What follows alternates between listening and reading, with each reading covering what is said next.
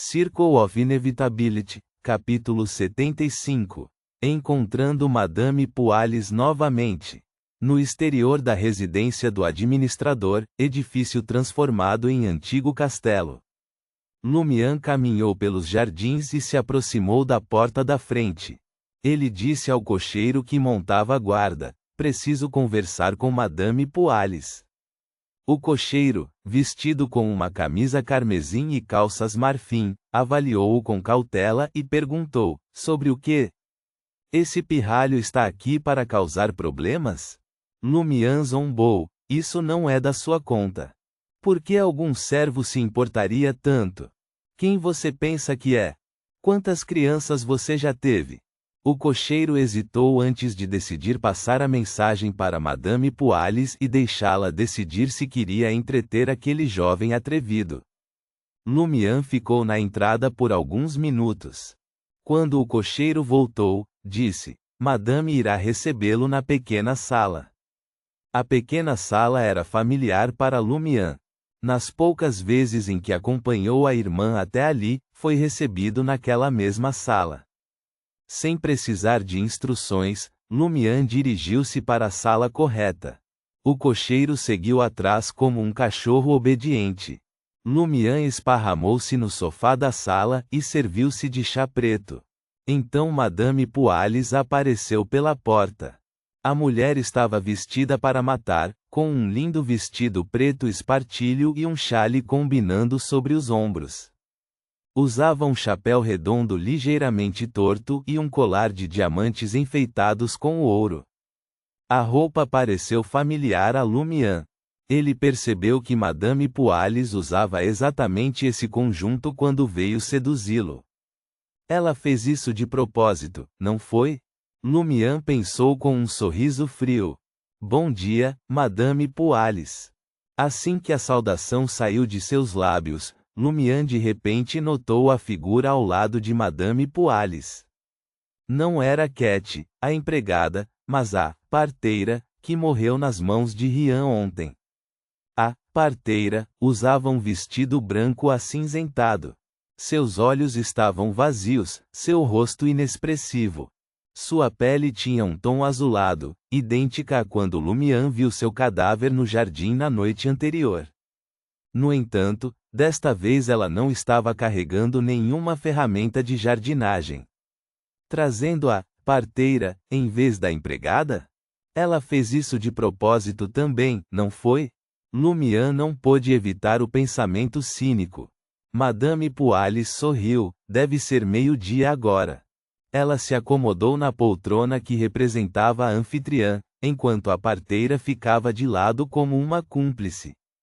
"Se você ainda não almoçou, ainda não é meio-dia", brincou Lumian. Seu coração disparou sob a resposta. Ele suspeitava que Madame Poalis trouxera a parteira para interrogá-lo sobre os acontecimentos do dia anterior. Se ele não lidasse bem com isso e o grupo de Lea não reiniciasse o loop a tempo, Lumian suspeitava que teria que bancar o papai por alguns minutos. Ou mais.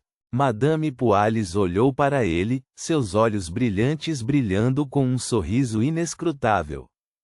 Casualmente, ela perguntou: "Qual parece ser o problema?" Lumian decidiu ir direto ao assunto. Solenemente, ele disse: "Madame, você deve ter percebido que estamos presos em um loop temporal." Enquanto falava, observou atentamente o rosto de Madame Poalis, alerta para qualquer reação. Se ela revelasse surpresa, choque ou confusão, ele rapidamente acrescentaria: "Brincadeira." Então, ele começaria com algo estranho e veria como ela respondia. Só então consideraria contar a ela sobre o loop temporal. Claro, se Madame Poalis já parecesse saber e seu segredo fosse revelado, a fuga seria sua prioridade. As chances de fuga eram mínimas nesse cenário, mas como ele saberia se havia alguma esperança sem tentar? Madame Poalis avaliou Lumian por alguns segundos e depois sorriu. "Parece que você também encontrou um chefe." Ela não pareceu surpresa com o conceito de loop temporal, nem pareceu confusa. Isso era o mesmo que admitir que sabia o que estava acontecendo. Chefe. Essa era uma palavra favorita nos livros de Aurore. Ela quis dizer algum poder superior que concedia benefícios? Lumian interpretou as palavras de Madame Poalis. Ele acreditava que ela só conseguia reter memórias através dos loops porque tinha chefe, algum tipo de proteção. Lumian sorriu e fingiu suspirar de alívio. Parece que não vou precisar explicar muito. Onde você quer chegar? Poalis perguntou, ainda sorrindo. A parteira ficou imóvel ao lado dela como um manequim. Lumian tinha uma desculpa preparada e se lançou nela com charme suficiente para convencer qualquer um. As pessoas de fora já sabem da anormalidade de Cordu. Se não encerrarmos esse loop logo, esse lugar será destruído. Estamos no mesmo barco. Só nos unindo poderemos evitar o naufrágio, teremos a chance de encontrar a chave para escapar desse loop e voltar à vida normal. Madame, o tempo está acabando. Vamos trabalhar juntos. Madame Poalis ouviu com um leve sorriso, sem interromper a história de Lumian. Com isso, ela riu. Quem disse que estamos nisso juntos? O quê? Poderia ser ela quem queria afundar o barco? Lumian ficou alarmado. Madame Poalis manteve o sorriso. Por que eu deveria cooperar com você? Posso sair daqui em um horário específico. O que? Lumian ficou atordoado, mas um raio de esperança brilhou. Você está dizendo que tem uma maneira de sair do loop temporal? Você só precisa fazer algo em um momento preciso? Madame Poalis assentiu e tomou um gole de chá em porcelana fina. Ela não disse mais nada.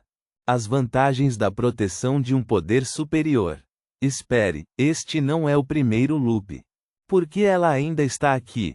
Outros loops poderiam ter reiniciado antes desse horário específico? Isso explica por que ela não nos perseguiu se infiltrando no castelo e matando a parteira. Ela teme que os 3 Beyonders causem problemas e reiniciem o loop à força.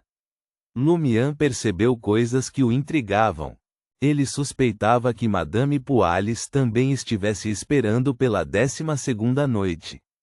Em meio a seus pensamentos, Lumian sorriu. Eu me pergunto se você pode tirar Aurore e eu deste loop.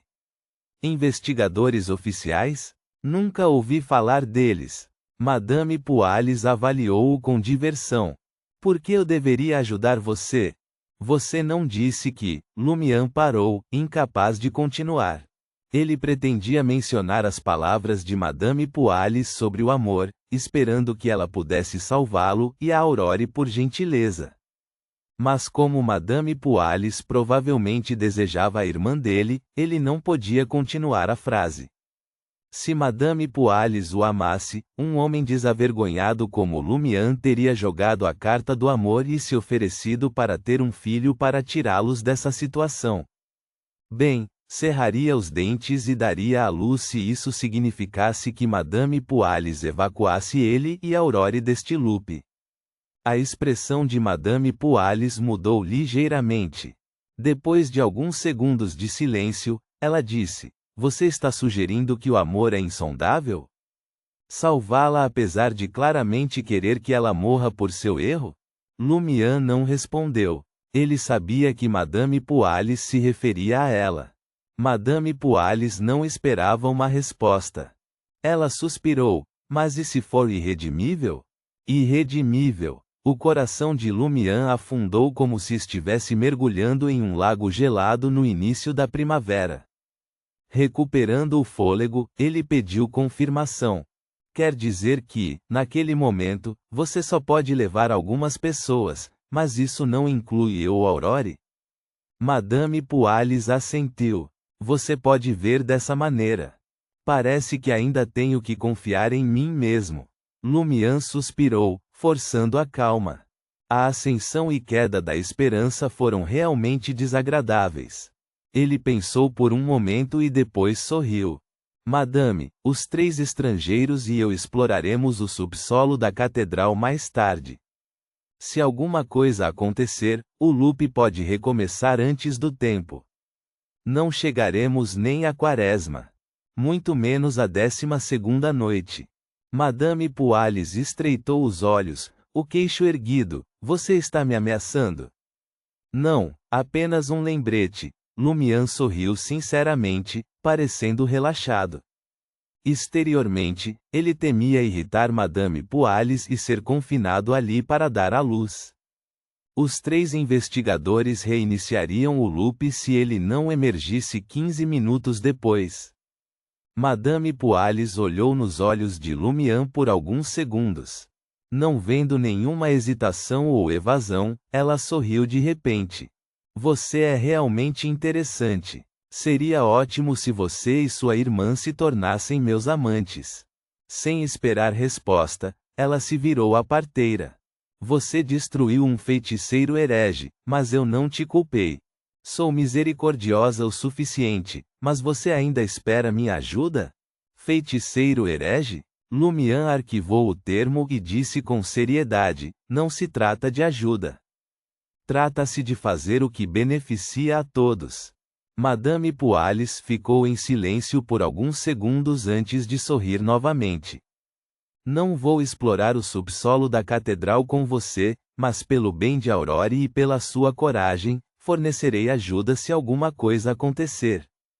Lumian ficou satisfeito em negociar tanto. Ele se levantou e imitou a postura cavalheiresca dos livros de sua irmã. Pressionando a mão no peito, ele se curvou. Eu lhe agradeço, minha madame. Madame Poales riu. Não deveria ser, meu raio de sol. Ela se referiu ao que Lumian havia dito em um loop anterior. Madame, você é meu raio de sol. Lumian ficou envergonhado, mas sempre foi desavergonhado. Fingindo não ouvir, saiu da pequena sala. Reticências, reticências. Depois de descer a colina do castelo e entrar em Cordu, Lumian avistou Léa, Rian e Valentine esperando para cumprimentá-lo. Como foi? Léa perguntou com um sorriso. Lumian contou sua conversa com Madame Poales, concluindo: este é o melhor resultado que poderíamos esperar. Isso mesmo. Ainda podemos contar com alguém para ajudar em nosso momento mais difícil. Rian assentiu.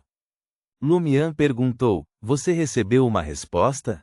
Antes de visitar o castelo, Rian relatou que Madame Poales não era realmente da família Roquefort e que a foto de Polite estava em seu quarto.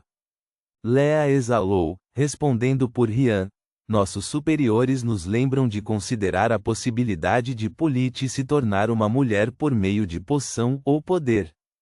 Como esperado, reconheceu Lumian laconicamente, quando exploraremos o subsolo da catedral.